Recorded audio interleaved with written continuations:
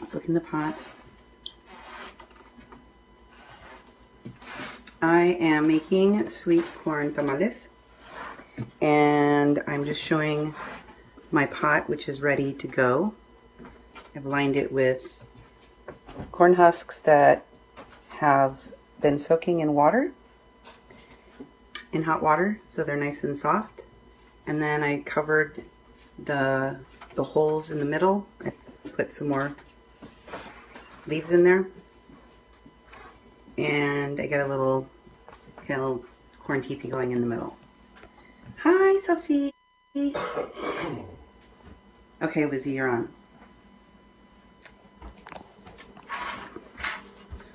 So, sweet corn tamales are different than regular tamales, right? If you haven't eaten sweet corn tamales, they can be made either in a sweet preparation or a savory preparation. Some people like to put raisins in these tamales. Some people like to put cheese. Some people like to put nuts, pieces of pineapple. It has sugar. I cut the sugar a little bit from the last recipe I made, and here is my batter that I'm going to be using. So you can see the consistency. There is about 10 to 12 ears of corn in here. So I'm putting it back into the fridge because I want it to stay cold. I've got a little bit of time left before I start wrapping these bad boys. And the trick with these tamales, they're very, very simple to make. They're a lot easier than making tamales with filling in them, because you don't have to worry about any of that. And then, of course, you don't have to take the leaves and you know, smear the inside of the tamales and then put the filling in and then roll them up. None of that. For this, I used a mandolin to take off the kernels of the corn, which works really good. Otherwise, you can also cut the bottom of the ear off and stand it up and use a knife and carefully go down, cutting all of the kernels of corn. The second step that we did was to puree the corn. I used a food processor for that, and you just do it in batches until you pureed the corn, and Lizzie said it looked like scrambled eggs at the end. Sometimes it's kind of dry, so you have to add like a teaspoon of water, but you don't really want to add water. I didn't add water to mine. If you don't have a food processor, you can use a blender, but I have a food processor, thank God, so it was pretty easy, and it blended a really nice fine puree. Then I put my puree in the refrigerator while I creamed my sugar, my butter, and then added my, and then I took out my cold corn and I incorporated the maseca, half the maseca and half of the cold corn, blended it, whipped it, mixed it, then the other half. And finally, my last part will be to put in the baking soda, and I'm not going to put that in until the end, and I want my masa to stay cold because this is a little trick that you use if you want them to come up. So that's all of the prep work before we begin to roll and start putting these bad boys in. Duke, do you want to come over here and hold the camera while we start? We'll start on camera. You're gonna have to be. Your hands probably won't be. Oh no, my thing slipped. I ended the video. No, you did not. Okay. So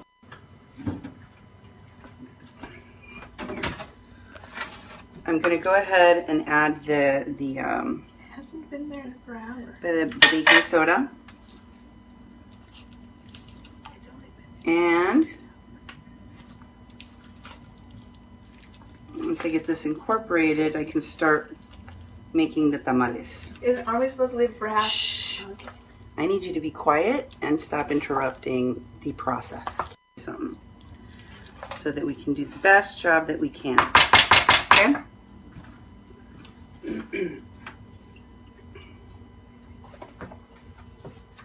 Now there is a trick to this because there's two sides to a corn husk. There's a rough side and there's a smooth side.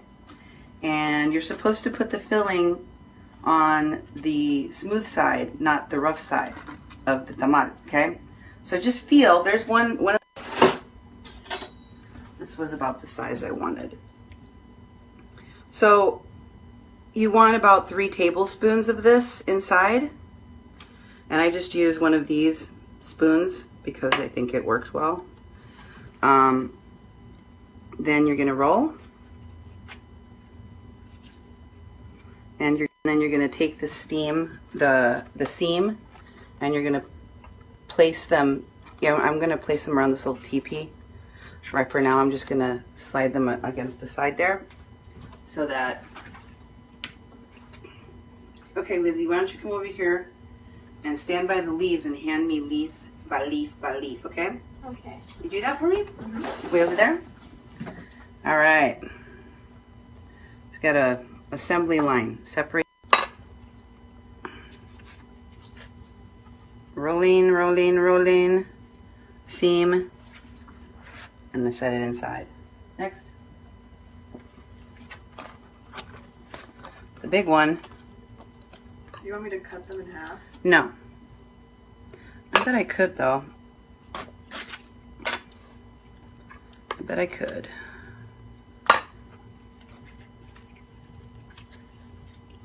Done.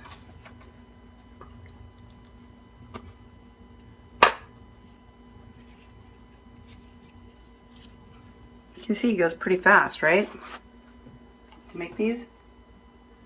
Can you get me some of the ones from the bottom? I don't like that one as much.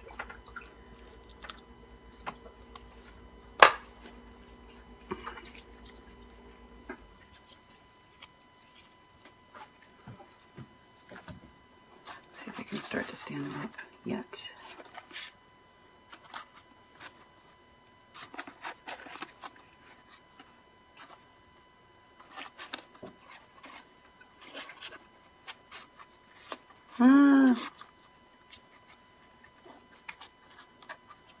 Will they stand? This guy's not helping. There we go. Next.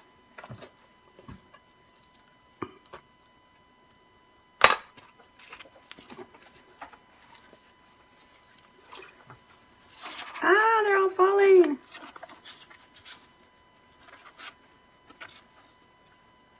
Stay. This one has a few holes in it, so I'm going to try to keep my batter on this side.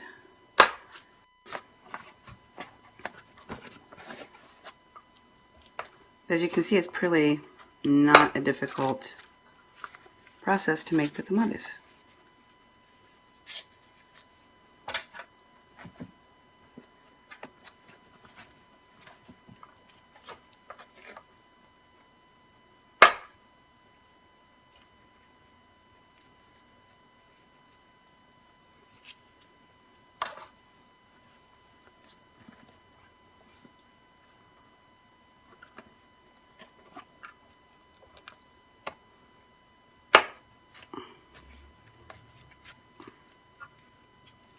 Okay, I'm going to try and arrange them in here.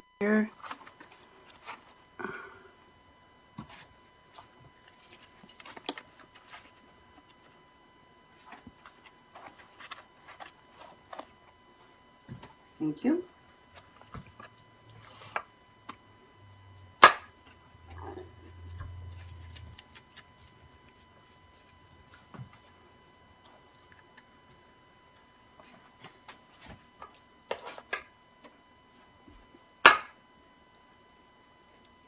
Some of these are a little bit smaller than others.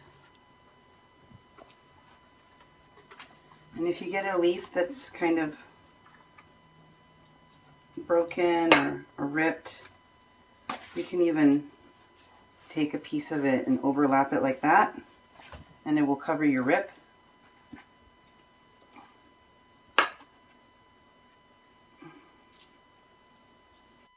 And there you go.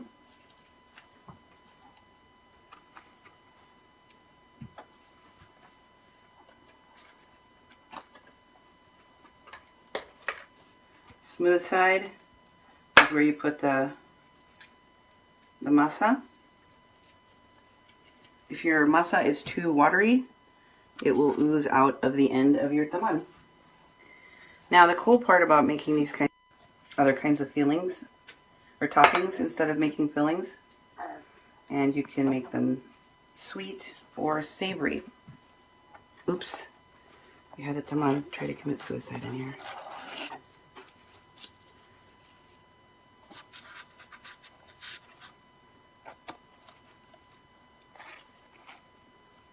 It's snug. Okay.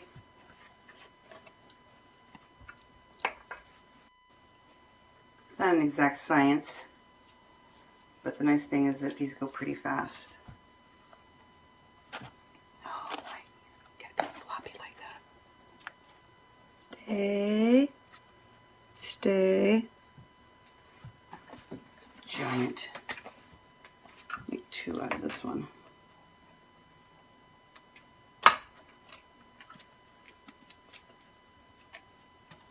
From the bottom, okay, Liz?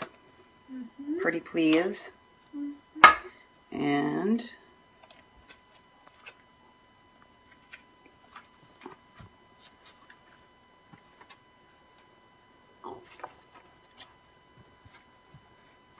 too small. Have to use 2 for this one.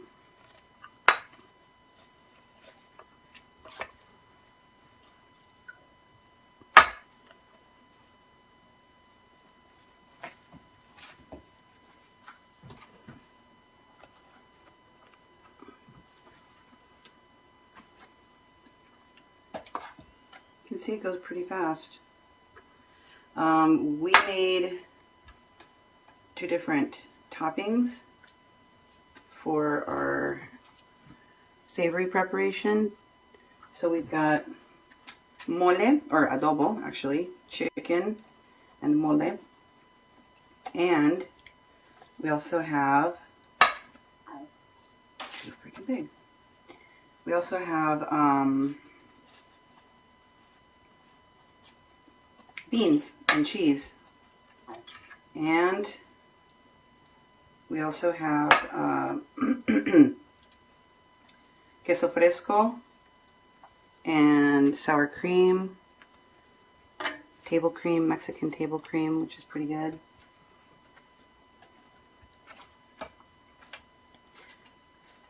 So one other trick that I did is that at the bottom of this pot we threw in like 5 pennies. And the reason that you use this trick is that when your water runs out, your tamales stop steaming, and you may run out of water before your tamales are done, so you have to add more water. And there's about a 1/2 inch of water at the bottom of this pot underneath the little trivet. So in order to make sure that you don't run out of water, you put some pennies down there. And when you don't hear the pennies shaking anymore, you're out of water. Time to fill more water. Any questions, Duke?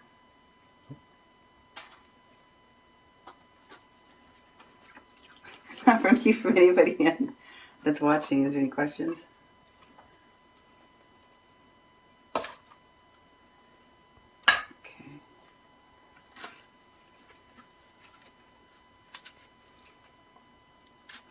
If you have fresh corn, you can whip up a batch like this. Your hubby is so lucky to have you. You can cook. Yes, thank you. That's sweet. I don't know if he agrees with everything I do at the stove all the time, but I'm sure there's some times that I've messed up pretty bad. Can I have another corn husk? This was too small. But sometimes the food's pretty good, huh, Duke? Mm-hmm. There are times when I've screwed up at the stove. We don't have to talk about that now. Tell them what ingredients are inside that. The ingredients that are inside this, I put up on a recipe, the recipe I used for this. This is just pureed corn, about 10 ears of pureed corn, and 2 1/4 stick of creamed butter with sugar. You cream the butter and the sugar together. 1/2 cup of sugar to the 2 1/2 or 2 1/4 sticks of butter. And then you add to that about 2 teaspoons of salt. So first you puree the corn like I just told you, and I just put it in the fridge and keep it cold. Then I cream the butter and sugar together, 2 1/4 sticks plus the 1/2 cup of butter, and then you add yolk, and you mix that together with the creamed butter and sugar, and then you add the salt, which is 2 teaspoons, and then you have 2 1/4 teaspoons of baking soda that you set aside, and you mix the maseca, which I put 2 cups of maseca in here, corn flour for tamales and tortillas, with the cream, sugar, and butter and eggs and salt. And you're going to take your corn out of the fridge and mix it with the maseca and the butter and the salt and all of that.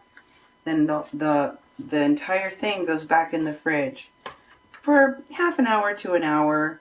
You just want to get it cold again. I put my corn in there right after I puree it, so it's pretty cold already.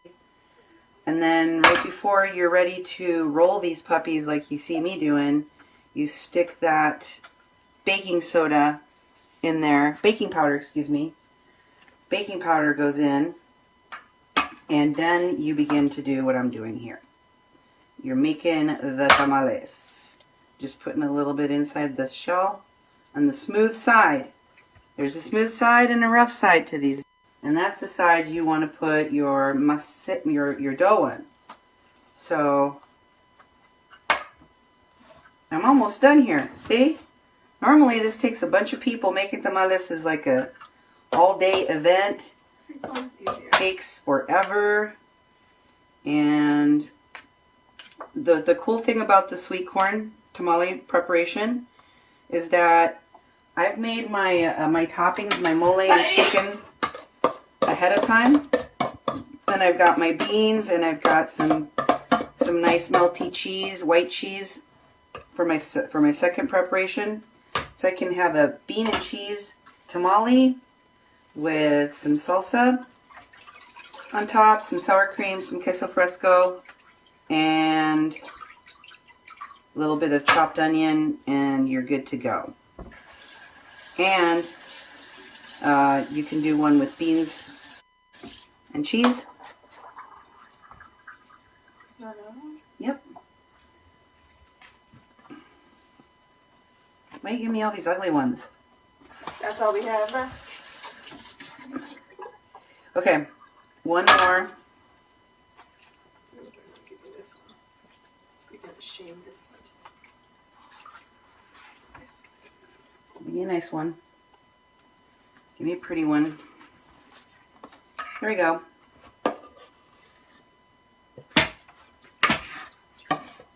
Every little bit goes in. Okay.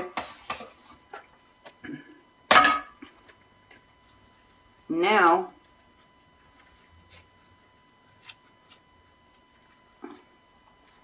I filled the whole thing, and I'm going to take some of these leaves and put them on top. Okay, hand me the leaves, please. I'm going to go ahead and start topping it off with more leaves.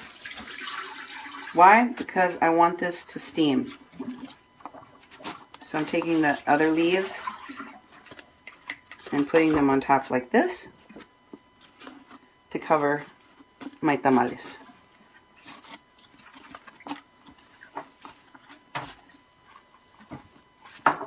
should not see anything when we're done here.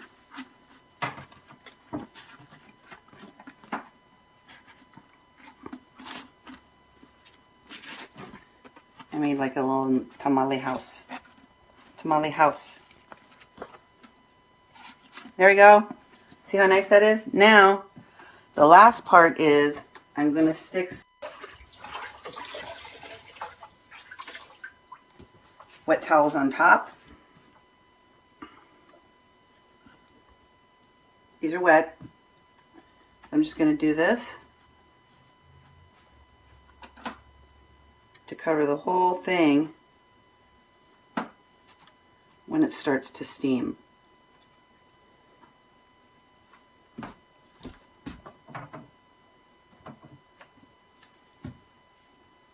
That's the little one.